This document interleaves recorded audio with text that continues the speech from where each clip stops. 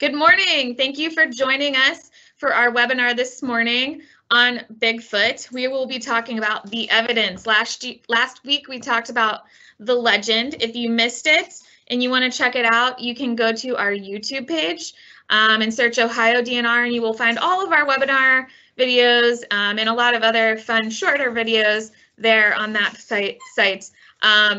Today with me I have Rochelle. She is from Wingfoot Lake State Park, and she's going to be helping me with questions. And then we also have John, who is your presenter today. And I know everybody is anxious to hear what he has to say, so I won't waste any more time getting started.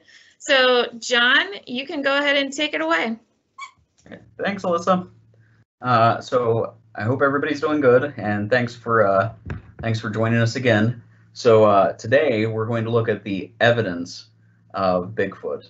And now, in the previous webinar, those of you that joined us for that, we did kind of a telescopic view of Bigfoot. So we saw Bigfoot around the world, and then all the way down to our own backyard, or at least to here in Ohio.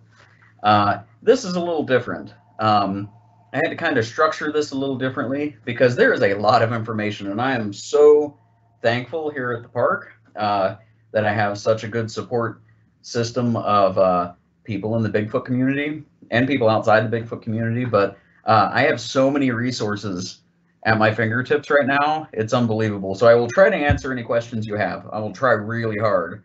But I've just have been like flooded with resources since I've started this webinar. So I tried to make this as clear and concise as possible without getting lost in the weeds, so to speak.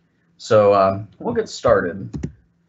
So I would like everybody that's watching to take a moment, and we're going to build our own Bigfoot sighting and kind of start from there.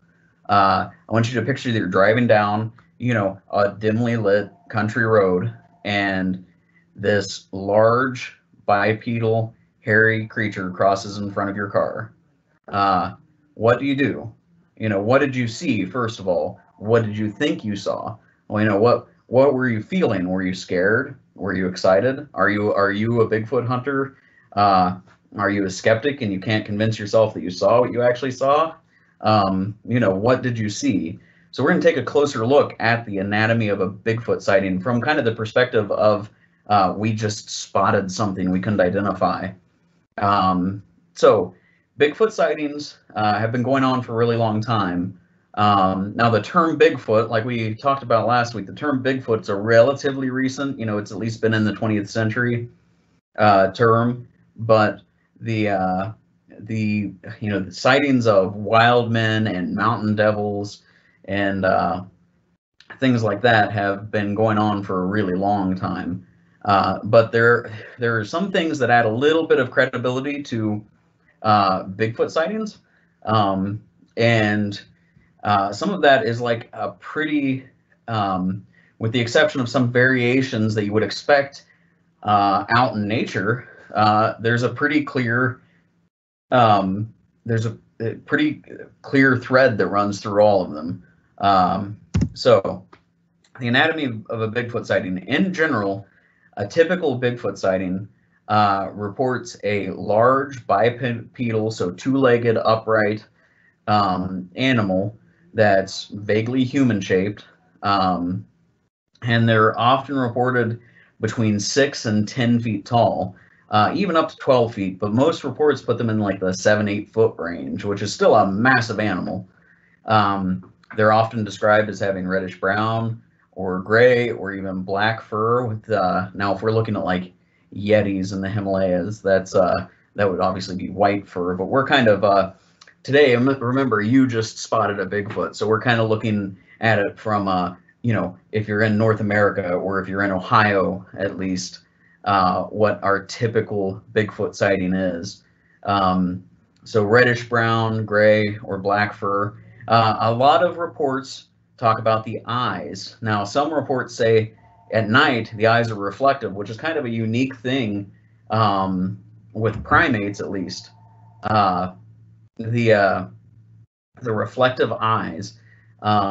So Many nocturnal animals have special reflective tissue at the back of their eye that allows them to reflect ambient light, and it gives them night vision. But we do not have that. But if you think like when you see a deer or a coyote, when your lights hit them, their eyes, light up. Well, there have been lots of Bigfoot sightings where they've talked about these glowing eyes. Sometimes they're red, even. But there is some, dispute amongst the Bigfoot community as to whether this is true or whether they're seeing, a black bear in a tree or an owl's eyes or something like that. So they're often encountered crossing a road, a farm field, while hunting, hiking, fishing, some sort of outdoor recreational activity.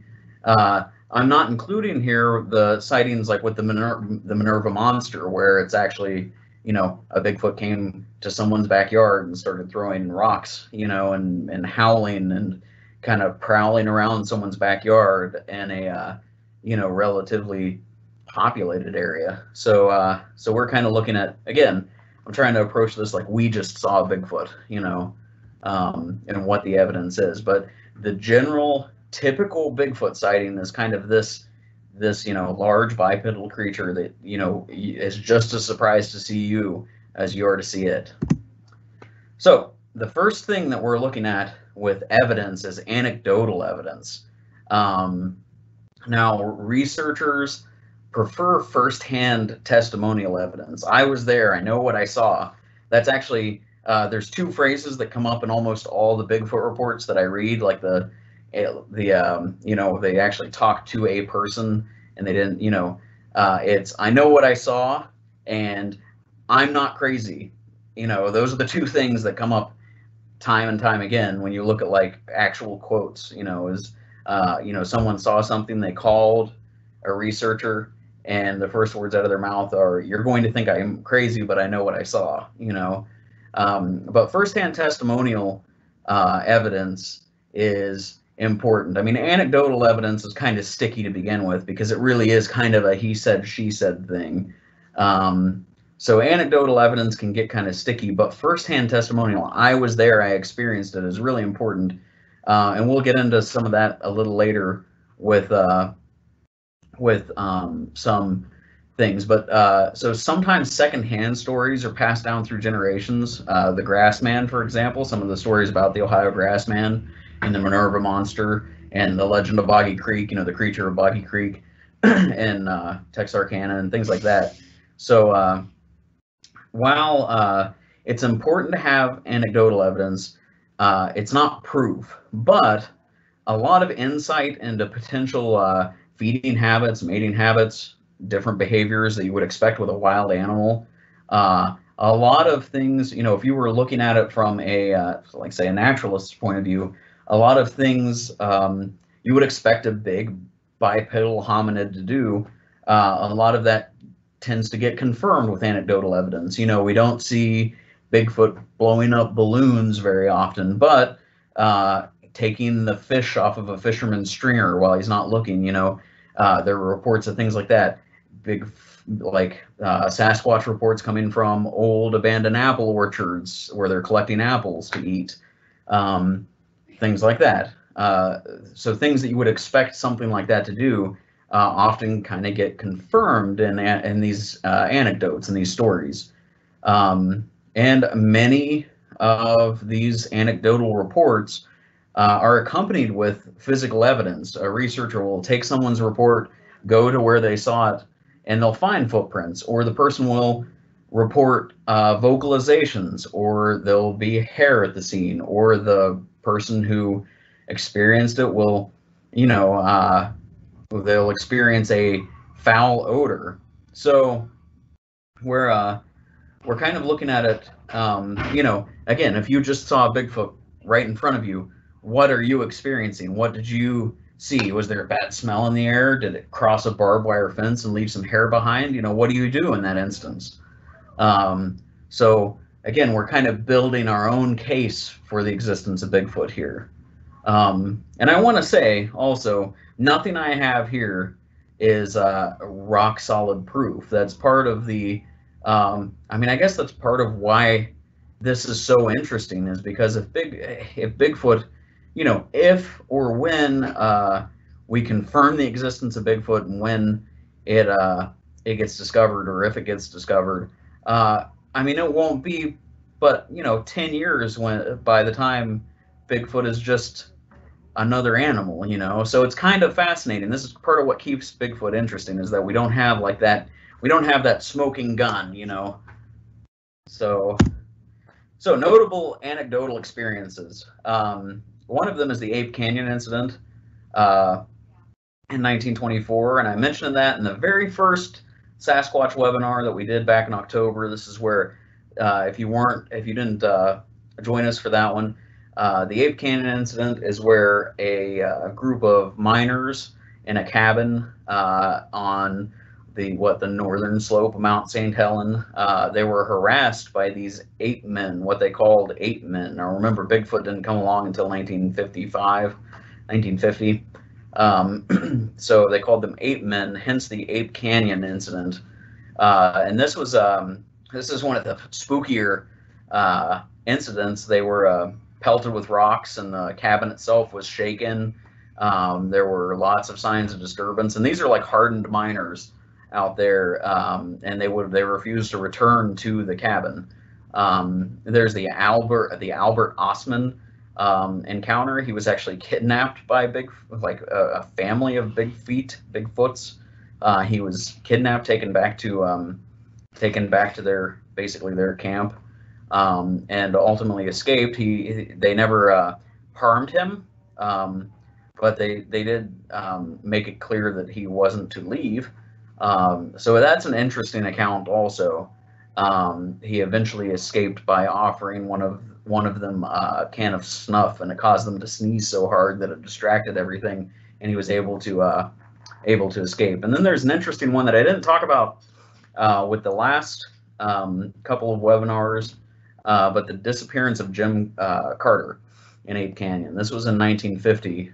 He was an experienced rugged terrain skier, and he was with a large group of cross-country skiers, and he was going to ski to an area where he could take a picture of the group, and he skied just out of sight. He got just out of sight, and for all intents and purposes vanished. And they tracked him, and everyone said, all of the other skiers said that he was taking risks that not even the most experienced skier would take. They tracked his tracks away from where he was going to take the picture. They said he was taking jumping over things that they wouldn't no one would do. So it's really interesting, and almost immediately everybody said, oh, the ape men got this guy. So that's interesting. And then there's the William Rowe account. He spotted a female Sasquatch. This predates Patty. So this is the first time we've heard about like a female Sasquatch with obvious female features. He saw that on Mica Mountain in British Columbia. And then here at home, here in Ohio, we have the Hosaks Cave sighting, which is like I said, I have so many resources. I have the actual report, the original report for this sighting. So this happened in February 2017. Former employee at the lodge saw an unidentified creature on the side of the road, and a footprint was later collected. Now this person had nothing to do with Bigfoot prior to, with the exception of working at the Salt Fork Lodge, but wasn't necessarily a believer until this instance. So it was a really fascinating thing. And when we get to the footprints, I'll talk a little bit more about that. So these are some notable anecdotal accounts, and there's tons of these. I mean, there's lots of stories. I mean, Theodore Roosevelt had his own Bigfoot encounter and Bigfoot story that was secondhand, but very, very fascinating. So again, we get this, I know what I saw, but researchers have to take this with a pretty large grain of salt. It's kind of like if you see a UFO and you say, I saw a UFO, the aliens are invading. Well, it's no longer a UFO. You just identified it, maybe falsely, as an alien, ship. But unidentified is pretty important in that phrase there. So there's always, and all of the researchers that I know, worth their salt, they're really careful with reports like this. They're very careful with anecdotal accounts. They recognize a phenomena called pareidolia, and that's so humans are really good at seeing patterns. We can see patterns in almost anything. It was a survival mechanism for most of our history, is being able to see the tiger in the bushes before it sees you. So we can see patterns really well, sometimes to a fault, where we can see Elvis in a piece of toast, that sort of thing. So they recognize that. Did this person see a tree stump that looked surprisingly like Bigfoot? Was it a bear?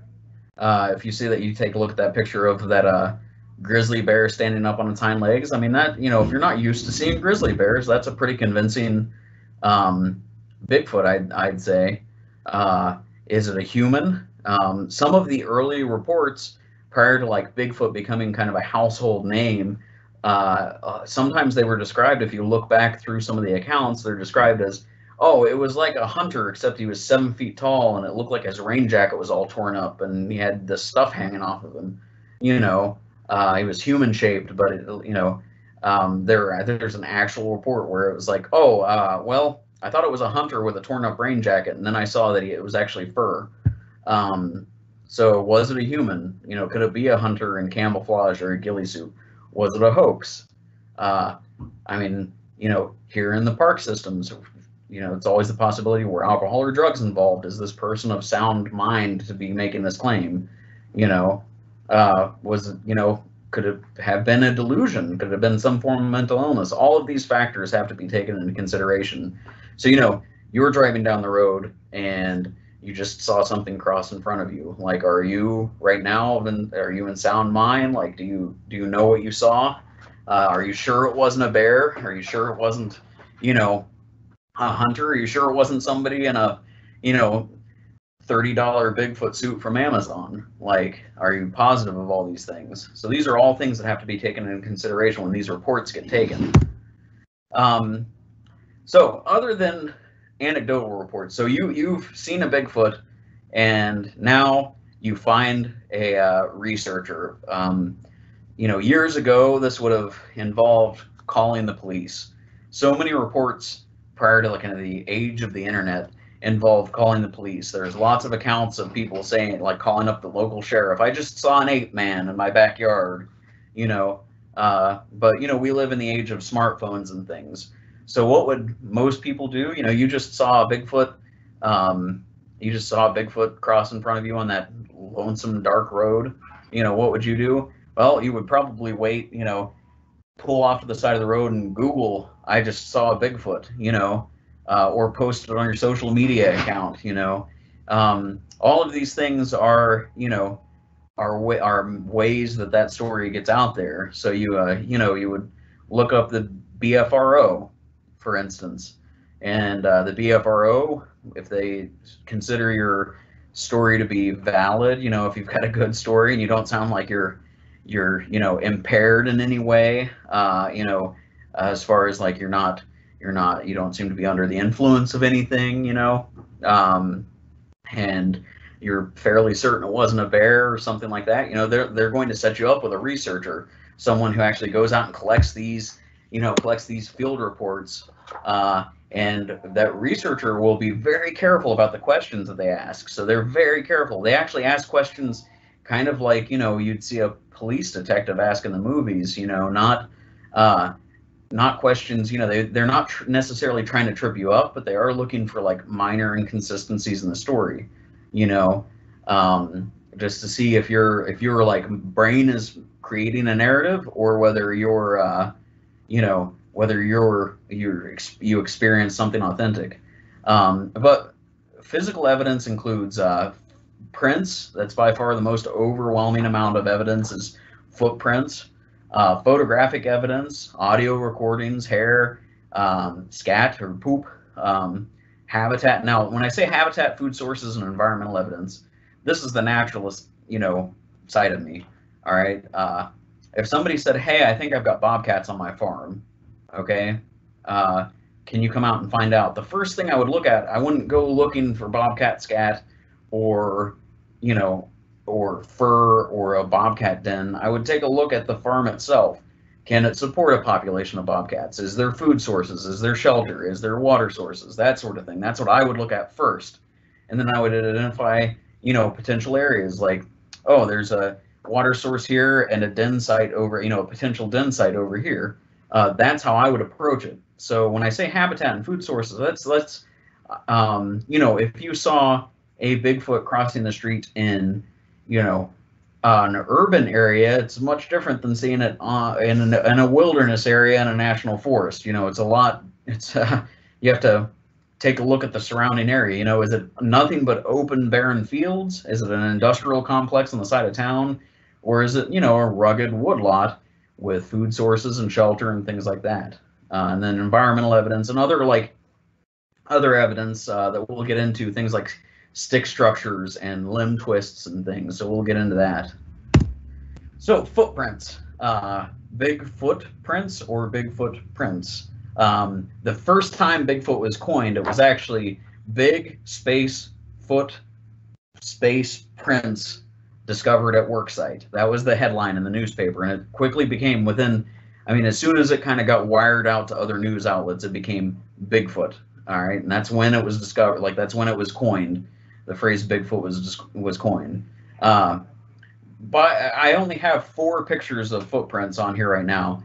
I have a tote in my living room currently, like supplied by one of the researchers that I'm pretty close to, one of my friends and researchers here at Saltfork. I could have done so much more with this. However, and I did for a minute, and then I realized that this is supposed to encompass all of the evidence, or at least a good cross-section of evidence, and not just the footprints. I could do an hour-long webinar on Bigfoot prints.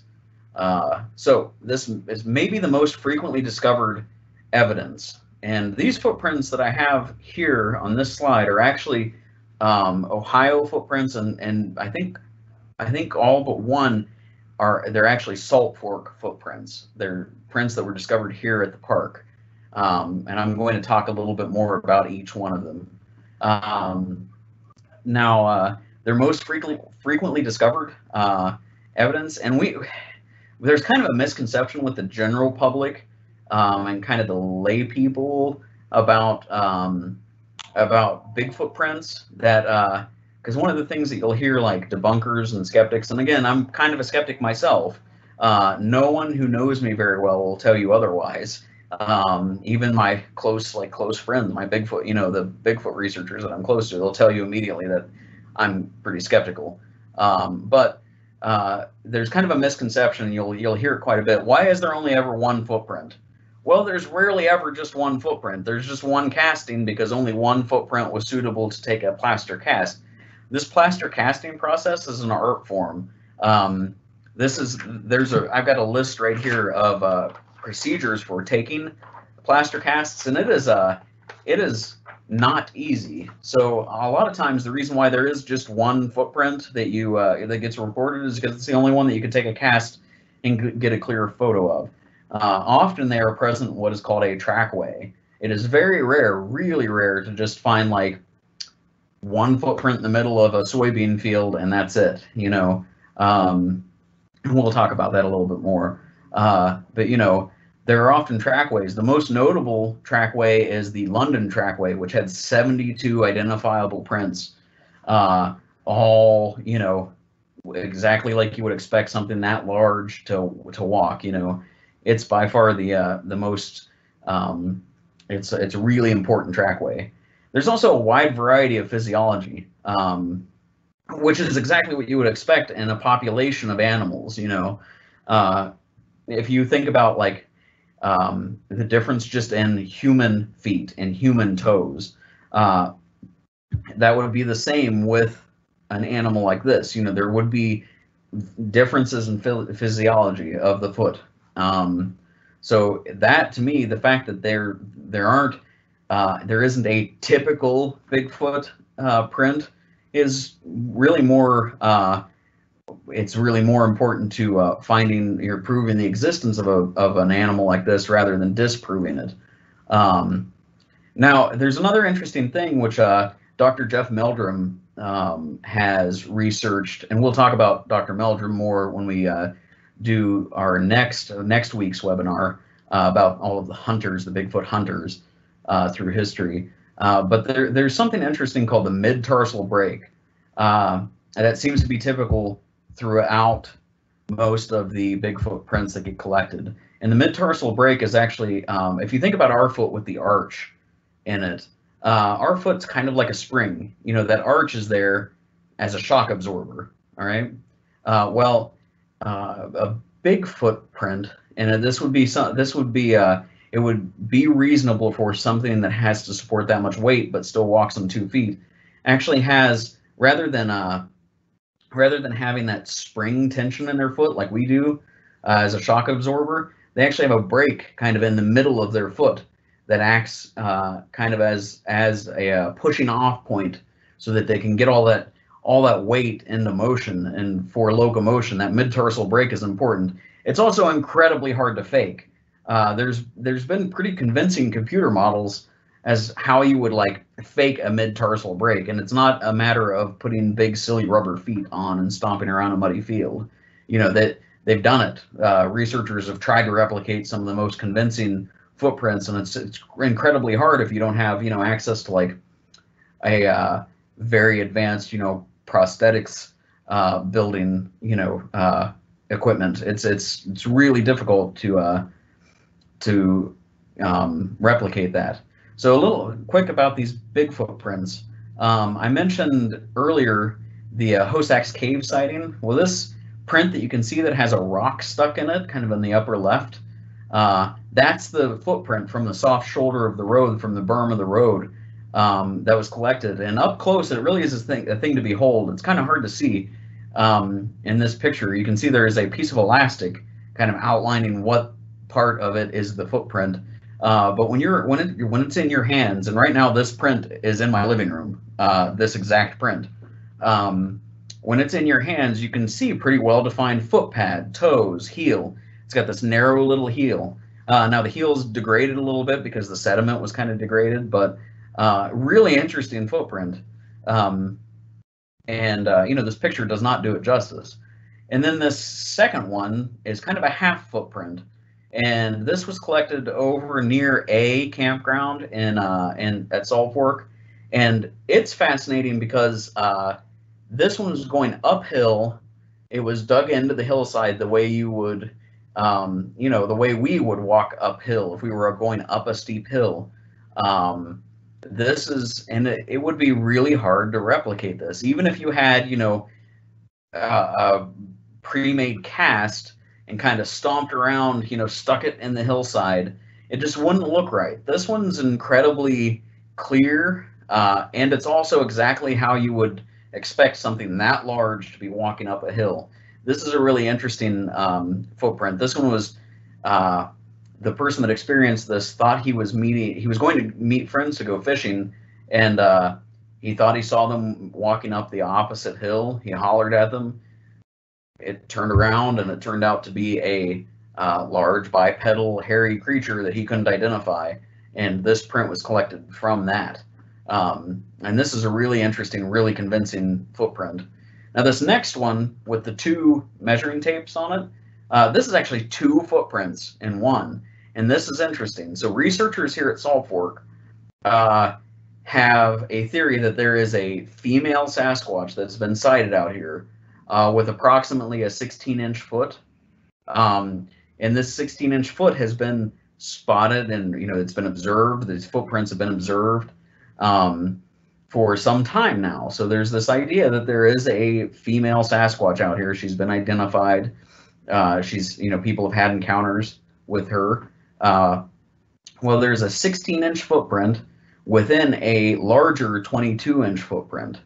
So the running theory is that this was maybe a male kind of courting this female Bigfoot. You know, the tracks are one right on top of the other, which is pretty fascinating. You know, if they were, we don't know what the, you know, the mating rituals of the Bigfoot are exactly, but, you know, this is interesting that we would have this sort of double footprint from two individuals, you know. And then the next one, this is a footprint that was collected, I can't remember, and man, Dave's going to kill me for this. I think it was collected at Woodbury, but I could be wrong. This could be a Saltport print. But this always happens, you know, under pressure. But anyway, Dave has a big friend, a large friend who has a size 16 foot. I have a 9.5 foot. That's, I can't imagine wearing a size 16 shoe. So his friend was nice enough to allow Dave to superimpose his actual footprint on top of this footprint. And you can see the size difference and the difference in the heel and the way the toes come down. There's a big difference between this footprint and a human footprint, even a large human's footprint. So just a quick overview of some footprints. Now, we were lucky enough to have some handprints, some potential handprints, and these are very intriguing to me. The one on the far right is actually the knuckles. It's known as knuckles. It's kind of a famous print. It's all four knuckles and then the side of a thumb. And the reason why the position of the thumb and the thickness of the thumb is important is because many of those anecdotal reports of Bigfoot describe its hands not like ours, where we can kind of open and close our hands and our thumb is kind of opposite of our pinkies. All right. If you think about it, like, you can do that pretty easy, you know, but their thumb is actually more in line with their fingers. And sometimes it's often described when they're grabbing things, they're sort of curling their thumb around with the position of their fingers rather than how we would grab something like this. They're curling their thumb around. Well, this print, you know, it would take a lot of forethought to kind of fabricate this. Oh, most of the accounts say that their thumb is positioned like this, so I'm going to do this. And there's also an interesting thing. Again, this is one when this print is in your hand, you can see a ridge right where a fingernail would be, which is really fascinating. You've got this kind of big spade-shaped thumb with a fingernail, this big thick thumb, and then you have this other human-like handprint here. This print, again, long fingers, but then that big thick thumb that's, you know, almost human but not quite. You know, it's just not in the quite the right position. But the interesting thing about this big handprint, this big hand spread that's here, is if you look, this is zoomed in as much as possible. Do you see those ridges in that picture? Those little lines there? That's at the end of a finger. So that's what's called dermal ridges. Those are the ridges in your fingerprint. Well, this has them. You know, there's a fingerprint in this. This was a clear enough imprint to actually capture the fingerprint of this animal. So these handprints to me are really fascinating. So we're moving on. All right, so photographic evidence. There's also an overwhelming amount of photographic evidence. And one thing, you know, so you just saw a Bigfoot cross in front of you, all right? Maybe you have the wherewithal to pull out your smartphone and start snapping pictures, but are you going to be excited or scared? You know, you're going to be kind of freaked out. I would be. I don't know how I would react if I saw something physically in person out in the wild. I cannot say how I would react. I have no yardstick to measure it by. So part of the reason why so many pictures are blurry is because a person just saw something they can't explain. So this picture in the top here, this photograph on top, this was taken north of the park in another area, and I don't know if you can identify that light spot kind of on the inner thigh of that animal, or whatever this is in that picture. There have been reports from the same area of a Sasquatch or some sort of creature that has a white spot on the inside of its thigh. So it's fascinating that this picture actually captures something that has a light spot. Now, whether that's some sort of photographic aberration, whether it's some vegetation or not, we don't know. Because again, it's kind of a shadowy blob with a light spot. But you know, it is kind of fascinating. So there's also this middle picture is a picture from actually a weather camera, a traffic camera, and this made waves, I think, in 2017.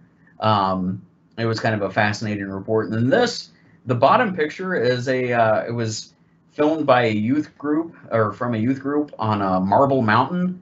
I think that is in Washington, I think. But this was, the leader of the youth group saw this thing moving across a ridgetop. He zoomed in as far as he could with his camera and got, I think, 7 minutes of really solid footage of this creature just sort of schlumping along the hillside there. So really fascinating. We're looking at things like CCT, like closed circuit television cameras, you know, security cameras, dash cams, GoPros, drones. As our technology advances, obviously more pictures are going to surface if this is indeed a real animal, and better quality pictures will surface, but there is a lot of it. So, you know, you just saw something, you're snapping a picture of it. That's another piece of the puzzle there. Now there's audio recordings. Researchers will use things like parabolic microphones, and you see this piece of PVC hanging from a tree. That's actually a recorder. That's a kind of a you know, super secret Bigfoot spy technology that one of our Bigfoot researchers was nice enough to let me use. So this is it's a recorder to record sounds, and some of these are things like tree knocks, this loud banging. We think as a form of communication, maybe Bigfoot's communicate with these loud tree knocks. They hit a limb against a tree, or there's a theory that they might actually make it by popping their jaw, that it might actually be physiological, like they might be able to make that sound, manufacture that sound themselves by popping their jaw, or making like a lip smacking noise. Then there's whistles and clicks, and an interesting zipper noise that sounds like the zipper on a tent that have been reported. But to me, the most compelling is the Ohio howl. And we're going to try really hard to play it. Hopefully it'll play. But this is the Ohio howl. And now the closest thing I have ever had to an experience has been hearing something strange out in the woods that was surprisingly similar to the Ohio howl. So I'm going to play this, and hopefully it plays. And if not, I've inserted the link to YouTube. You can check it out later. But hopefully it plays.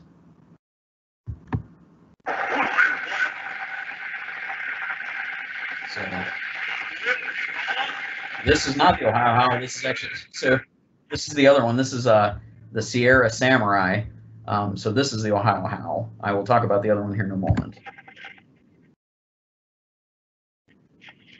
So there's this long, mournful howl. You can hear it over top of the dog's bark. You hear that almost tornado siren-like mournful howl. This was recorded in Cuyahoga County, and a lot of researchers. I mean, there's actually like books written just on Bigfoot vocalizations. So here is the Sierra Samurai. It's just this interesting chatter. I'll play it really quick, and then we can move on.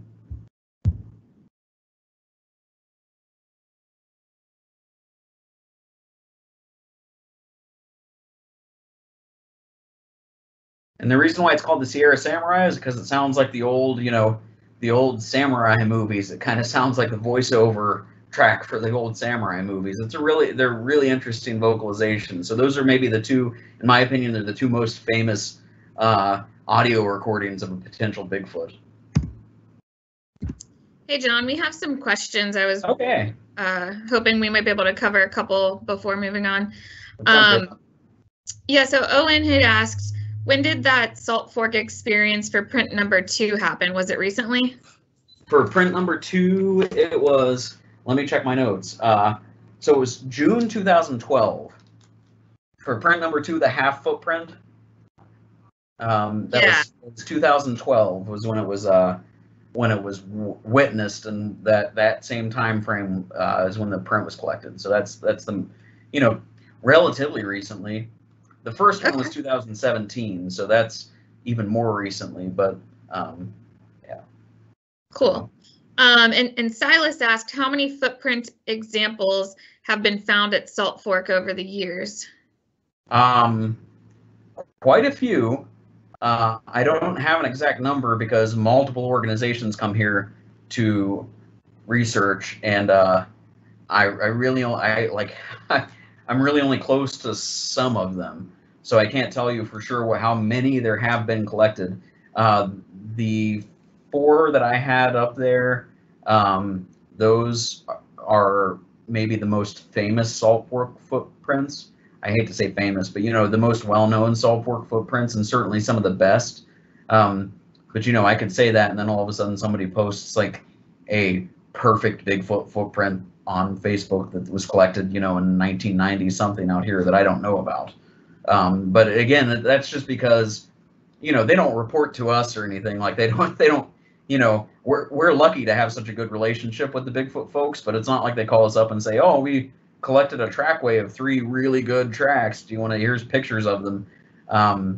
So I can't answer like how many footprints have been collected at Salt Fork through the years, because there's multiple organizations that come out here to look. So good. And then we had a question. How long have humans believed in Bigfoot or Yeti? That and actually, if you watch the first webinar, I kind of talk about that. The term Bigfoot is pretty modern, but most cultures worldwide have some sort of legend. There's a legend on every continent except Antarctica of a large hominid, a large hairy wild man. And there are stories dating clear back. I mean, the Epic of Gilgamesh is the oldest written narrative. And there's a story of a wild man in that, a large, hairy sort of giant. Almost every culture has some sort of other being that is similar to us, but not quite, and lives on the fringe of society, and they're covered in hair. And, some stories from like the Pacific Northwest, or they snatch children, things like that. So, I would say, people have believed in something similar to Bigfoot since people have been believing in anything, if that makes sense. Yeah. 2 more, and then I'll let you continue. Right. Has there been evidence of anybody being injured by a Bigfoot? There has. Overall, most sightings are really, the Bigfoot's just as surprised to see a person as they are to see it. But there are reports of people, again, that Albert Ostman, he was picked up in his sleeping bag, drugged through the forest, back to like a den. So he was kind of battered and beat up then. A report from Ohio in the 19th century from Gallipolis, a father and a daughter were riding along in a carriage, and what they thought was a bucket or a barrel in the middle of the road stood up to its full 8 feet, overturned the cart, and proceeded to try to beat up the father, and the daughter ended up throwing rocks at it and scaring it away. So I mean, there's a report from right here in Ohio, from Southeast Ohio, of a hairy wild man from the 19th century, overturning a cart and getting very angry, and scaring some people. That Ape Canyon incident, they were getting pelted with rocks and boulders, and large rocks and boulders. So I'm sure if they'd poked their heads out of that cabin, it could have turned very ugly very quickly. So there are reports of negative human Bigfoot interactions, but overwhelmingly not. They seem to be really curious animals. And if you're looking at it from a naturalist's point of view, so the aggressive behavior, is that happening during a potential mating season? Is this a male establishing dominance in a territory? That's what you would see.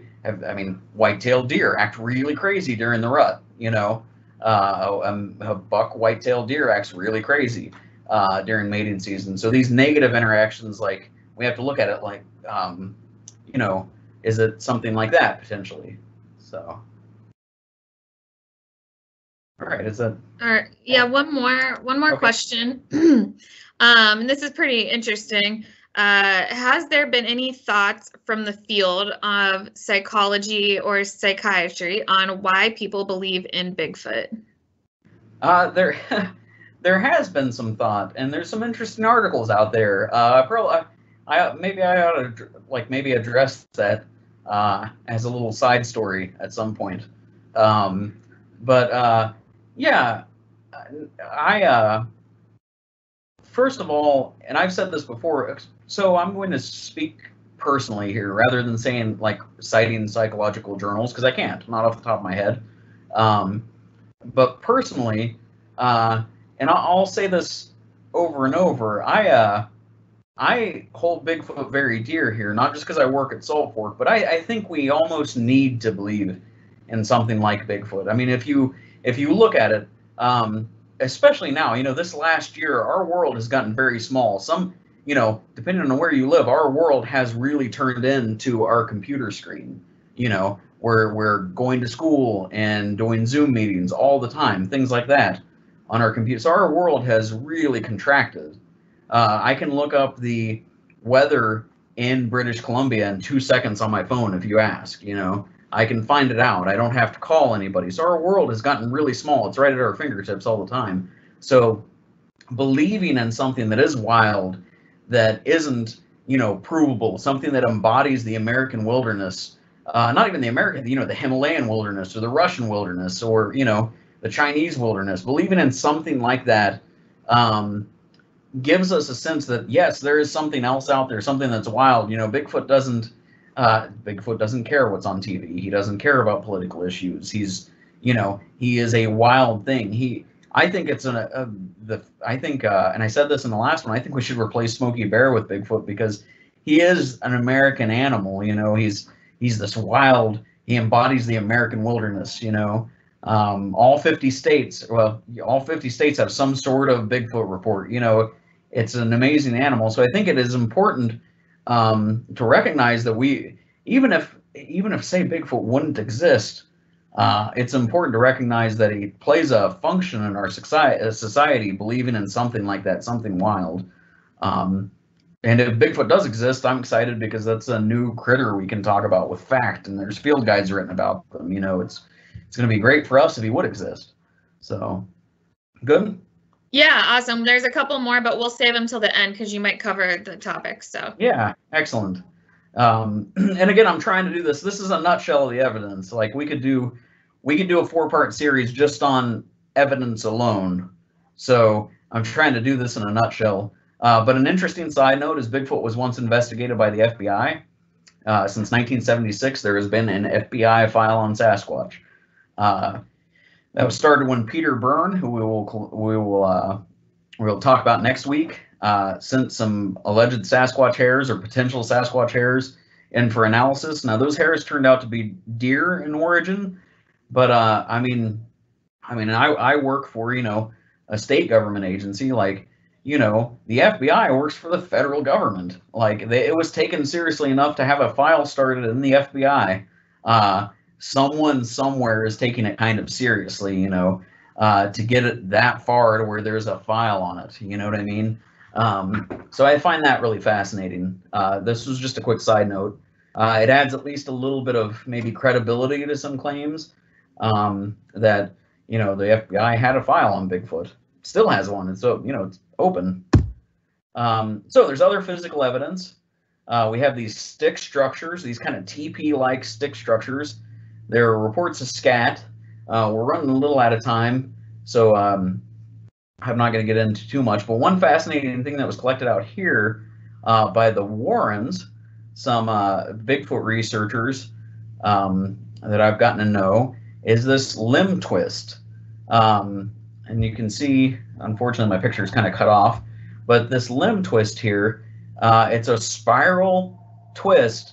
It would take some tension. Now, you could do that, at a campsite if you were trying to break that tree off. You could twist it around and around and around and do it, at a campsite. But just out in the middle of the woods, this was fascinating. That's a little too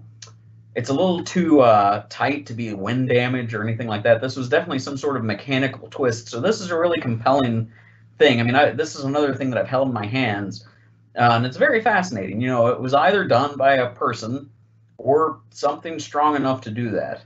And a bear would not have any purpose to do this.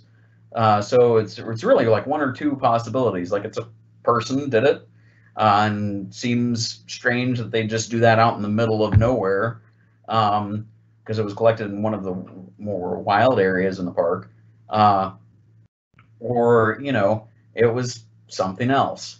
These stick structures, there's potential nesting sites, and I want to talk about that real quick. There's the Olympic project in the Pacific Northwest. There's a site out there that has potential nesting sites. There are these areas where moss and twigs and things have been laid out in what appear to be large nests. The fascinating thing about this is there are also nests that are not complete, and there are nests that are no longer used. So there are these big dish-shaped nests, and then there are some that are just some hackberry twigs stuck in the mud with a pile of moss next to it and another pile of twigs next to it. So it was like mid-construction, And the researchers out there have seen those change over time. They'll go back, oh, this nest is no longer being used, but this one's, finished now. When the last time we were here, it was only half finished. So an interesting thing is being done out there where they're trying to collect environmental DNA. DNA, and I talked a little bit about it last time, DNA that is inherent in the environment from the animals that live there. So if you think about like a vernal pool, all of the macroinvertebrates, all of the amphibians that live there, they're going to excrete things, they're going to shed skin, they're going to, potentially die. Well, their DNA is going to be inherent in a system. And we've reached a point in technology where we can take samples of the soil and the substrate and get a cross-section of what animals live in an area based on that environmental DNA, which is really fascinating, really exciting. The potential for that is very, very exciting. And that's being done in the Pacific Northwest right now. And they can actually do that with water also. They can take a sample of water and get an idea of what fish live there just by the inherent DNA that's there. So, it's, as our technology progresses, you can imagine things like this will also progress. We're fortunate here. We live in an area known as the Sasquatch Triangle, and it's an area that includes Salt Fork State Park, where there's been frequent enough sightings. And there's a great booklet called The Sasquatch Triangle, written by a local guy named Don Keating. Fantastic work. I cannot praise this, but I read through this booklet in preparation for this, and it's really fascinating and really compelling. And I just wanted to throw it out that we live in an area between Coshocton, Tuscarawas, and Guernsey County. There's this area where there is a high concentration of these Bigfoot sightings, and some of them are very compelling. And if you look at that area, if I were to throw up a vegetation map right now, some of the thicker parts of the forest, like some of the thicker, most contiguous woodlands, are within that Sasquatch Triangle. So that's very fascinating also. So next, Patty, we covered it last time. This is the Patterson Gimlin footage. This is actually the same slide as last time. I just threw it up there because no Bigfoot webinar would be complete without giving a nod to Patty. And she is still maybe the most compelling photographic evidence that we have. So some hoaxes. A few years ago, there were some folks that claimed to have found a Bigfoot corpse. They had a press release about it. Big news. The Smithsonian was interested. There was a lot of things happening, a lot of things in motion, and it turned out to be a pretty convincing zoo stuffed with roadkill, essentially. So hoaxes and frauds are out there. You can buy this this picture of a Bigfoot suit up in the upper right-hand corner that's $29.99 on Amazon right now. So you can go out and, find it. But you can see those big wooden feet attached to a pair of hiking boots. However, hoaxing something like this, because almost everyone knows a little bit about Bigfoot, whether you have a Bigfoot air freshener in your car or whether you're a full-blown squatcher, you know a little bit about Bigfoot. It is becoming harder. I guess this is one of the positive things about our world being so small. It's becoming harder and harder and harder to fake things like this. We can fact check just about everything. So luckily, we're reaching an age now, I think, where the hoaxes and frauds and fakes are going to start to thin out. So moving on. Now we can take any questions. I hope I covered everything. If I missed something, I'll try to cover it, maybe next week, but I'm happy to take any questions now. Yeah, thanks, John.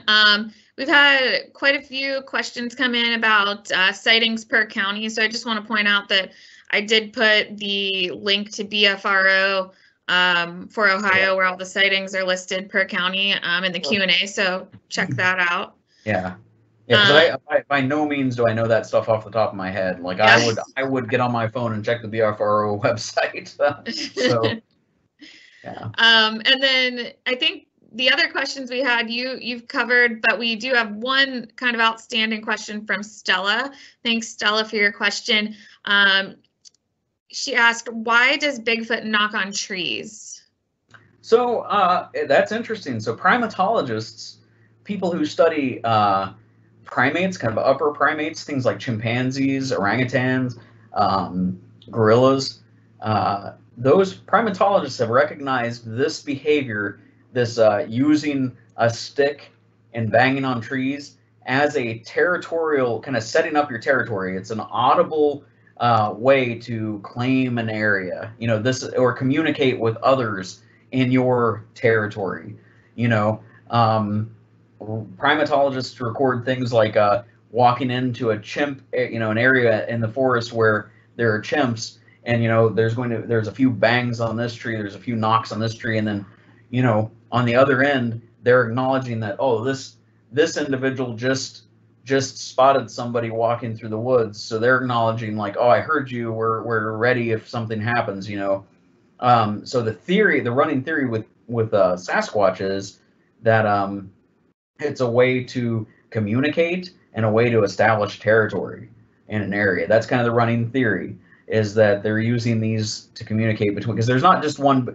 We say the term Bigfoot kind of generically, but there isn't just one. We have to have a sustainable population. There has to be a number of individuals, a minimum number of individuals to survive.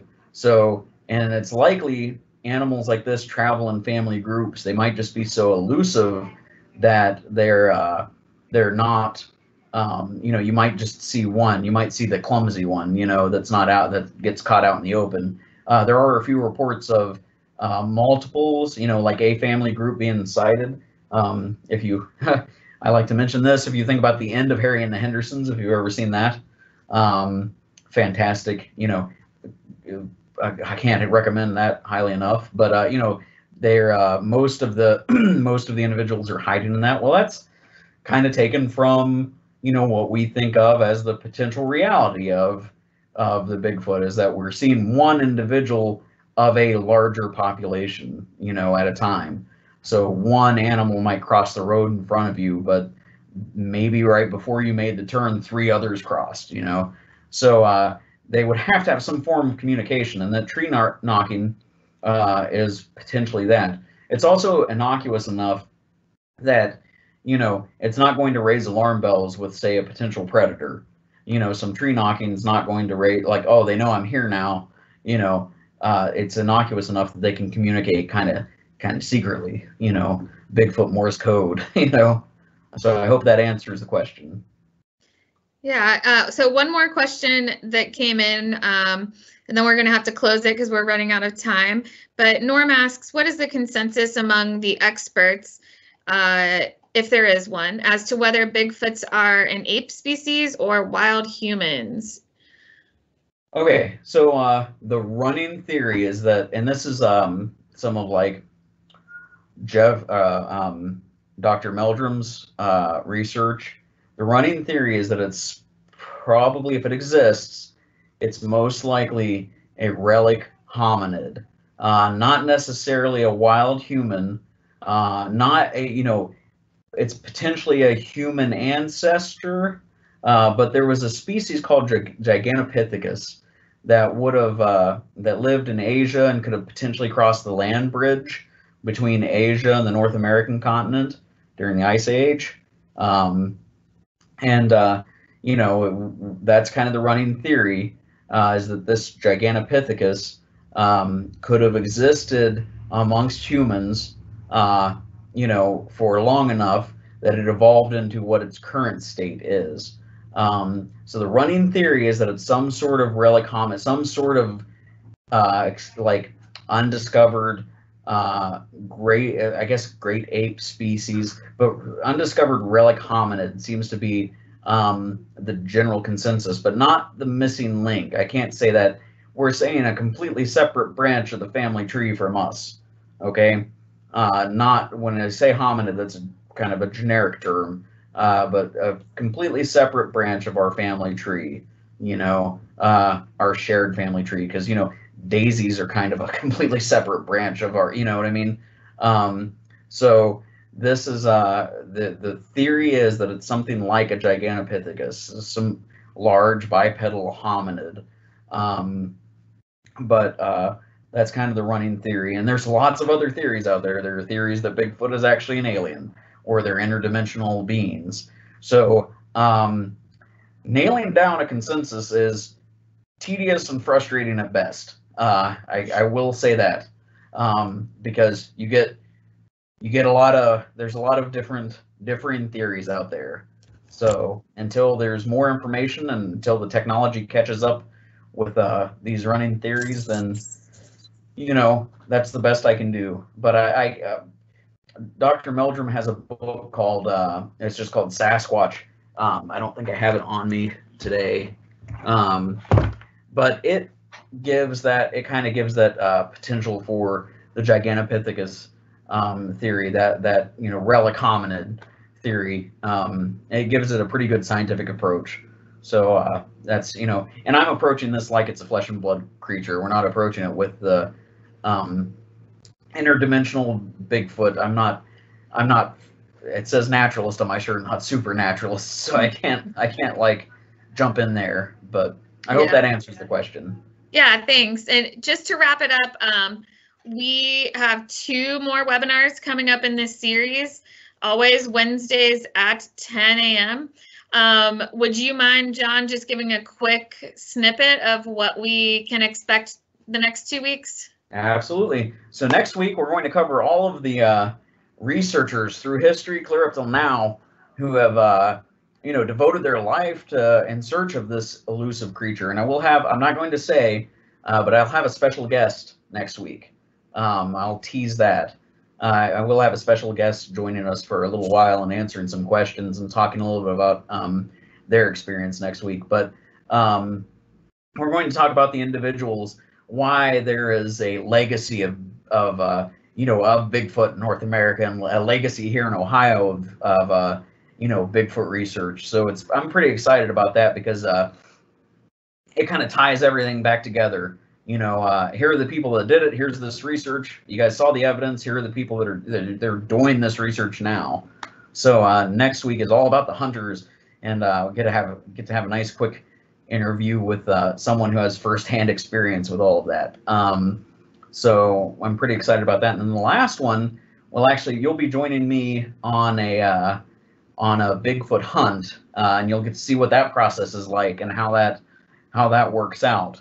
And we'll that experience is kind of evolving right now, how we're going to do that, but it should be a lot of fun. We're going to have a lot of fun with it, and who knows, we might see something or hear something, and I'll tease a little bit more about that next week.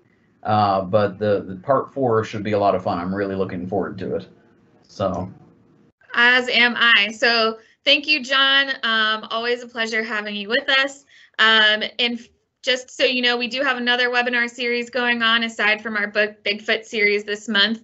We're celebrating Women's History Month by highlighting women working in different areas at the Ohio Department of Natural Resources. We've covered women in engineering, women in wildlife, and next week, Tuesday at 11 a.m., we will have women working in minerals and mining. And then March 23rd, our last week of the series, we will be celebrating women in the oil and gas industry. So please join us or let anyone you know who might be interested. Those events can all be found on our website and Facebook pages. So have a good one. Bye.